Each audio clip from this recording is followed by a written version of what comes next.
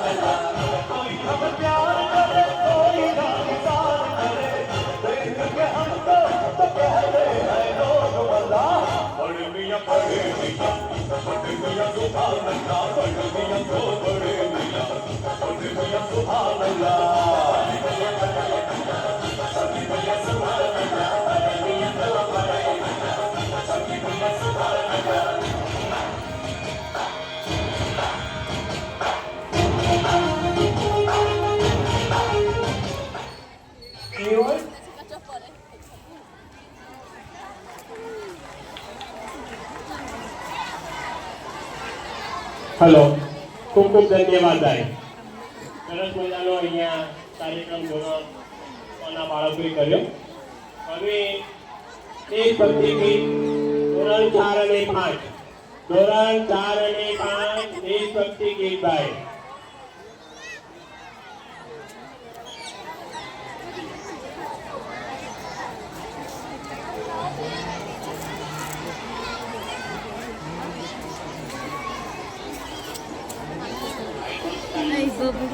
हाँ चा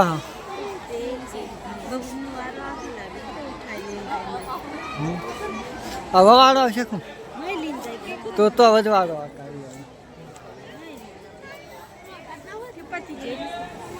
વાળો આવશે હવે લઈ જાય અંદર તો હું કામ લઈ ભાઈ સ્ટાર્ટ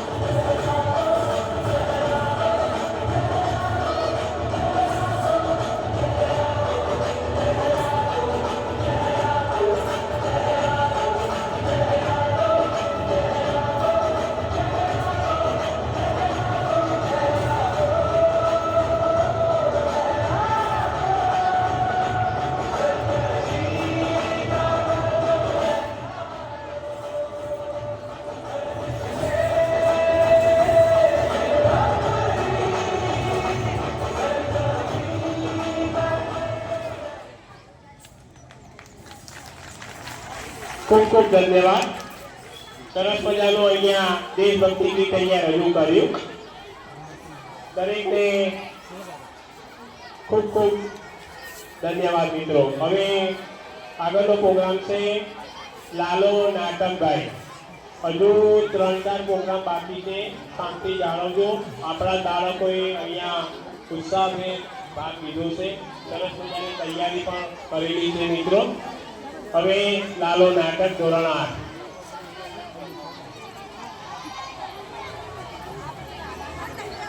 8. ભગવદ ગીતા કહે છે જ્યારે મન અશાંત થાય ત્યારે સાચું યુદ્ધ અંદર જ જન્મે છે અને એ યુદ્ધ જીતવાનો માર્ગ પણ આપણું મન જ બતાવે છે.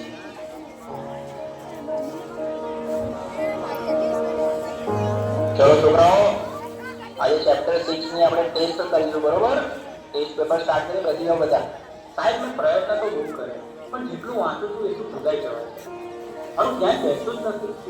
અરે ધ્યાન બેસાડવું પડે બેટા. આ રીતે તો એક્ઝામમાં તકલીફ પડશે, મને ખબર છે.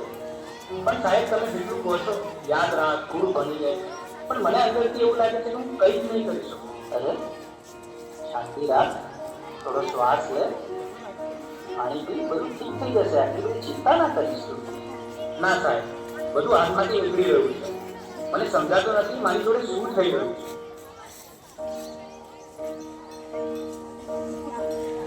હું ક્યારે વાતને સિરિયસલી લેતો જ નથી. દરેક વાતમાં મજા હું તારી સાથે હંમેશા બદલ છું. અરે પણ હું શું બોલ્યો? હવે આપણે સામાન્ય વાત તો કરતા હતા. તને આ બધું ઓકે અને મજાક લાગે છે, પણ જે વસ્તુ મને નથી ગમતી એની પર તું મજાક માને. હવે સવાલ નથી. અરે આટલી નાની વાતમાં આટલું તું રિએક્ટ કેમ કરાય છે? આજે તું અજીબ જ બિહેવ કર્યો છે. શું થયું? મને પોતે જ સમજાતું નથી. બસ મારું મગજ હવે ચાલતું. મને થોડો સમય એકલો રહ્યો.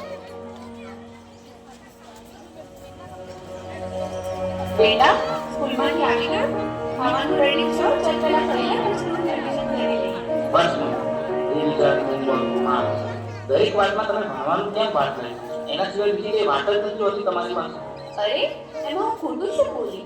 હું તો તને ફક્ત મદદ કરવાની કોશિશ કરી રહી છું. મદદ કે પ્રેશર? હું સવારે ઉઠું ત્યારથી રાત સુધી મારી ઉપર બસ કામ કામ કામ. અરે મને શ્વાસ તો લેવા દો. મને તો આવું ક્યારેય ના લાગ્યું કે તને આવું લાગે છે. એક તો છે ને, મને ખબર નથી. મારે હમણાં કોઈની સાથે વાત નથી કરવી.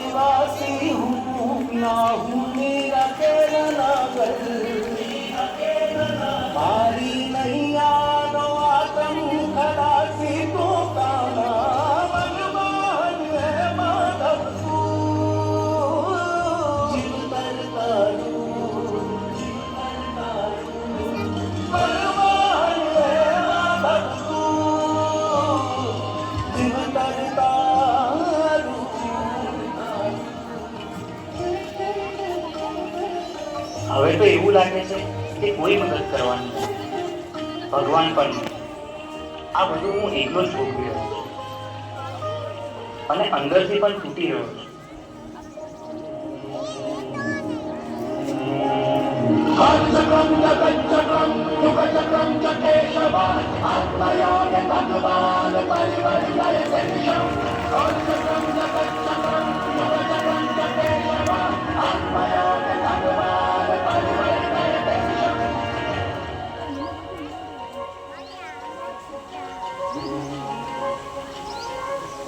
શા માટે તું આટલો ગભરાઈ રહ્યો છે?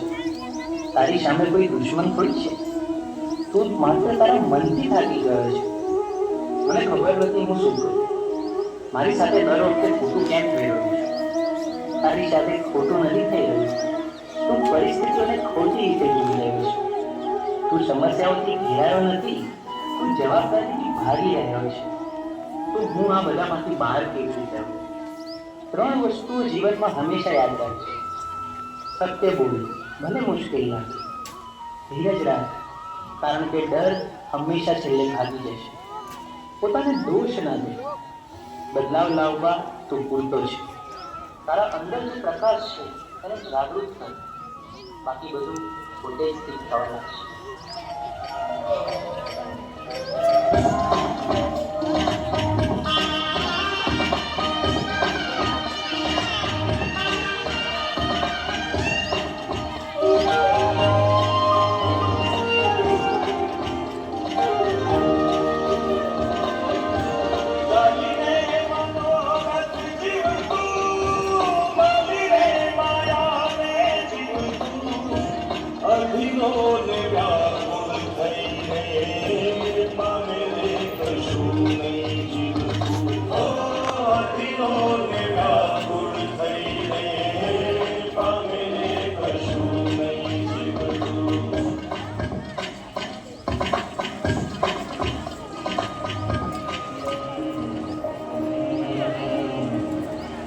બહાર કઈ ખોટું નથી, રસ્તો તો અંદર જ. મન સ્વચ્છ બને તો એ દ્વારિકા બને, અને એવી દ્વારિકામાં ના ઉડાવીને ઉભા રહે. હે યશોદાનો લાલો મારો, રાજા રણ છોડશે. એણે મને માયા લગાડી રે. હાલો હાલો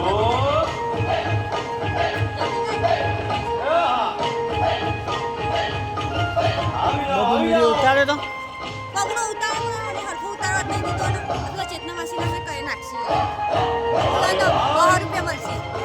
100 રૂપિયા દાન સારો હતો ને 100 રૂપિયા મળશે. બાબુ યાર દ્વારકાનો નાથ મારો રાજા રણ છોડશે. એણે મને માયા લગાડી રે.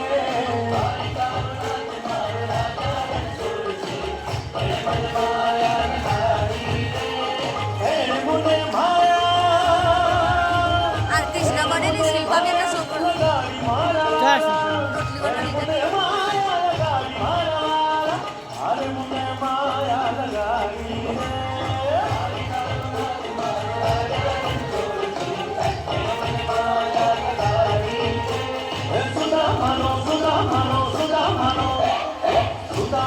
મિત્ર મારો રાજા રણ છોડશે.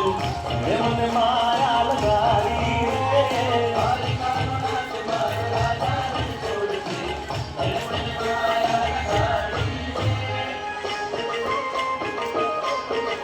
રમો રમો આ મોરલી વાળા શ્રીનાથ હે.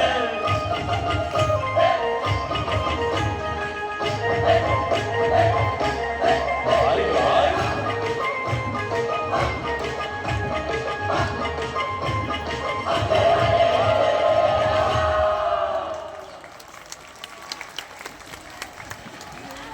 ખૂબ ખૂબ ધન્યવાદ.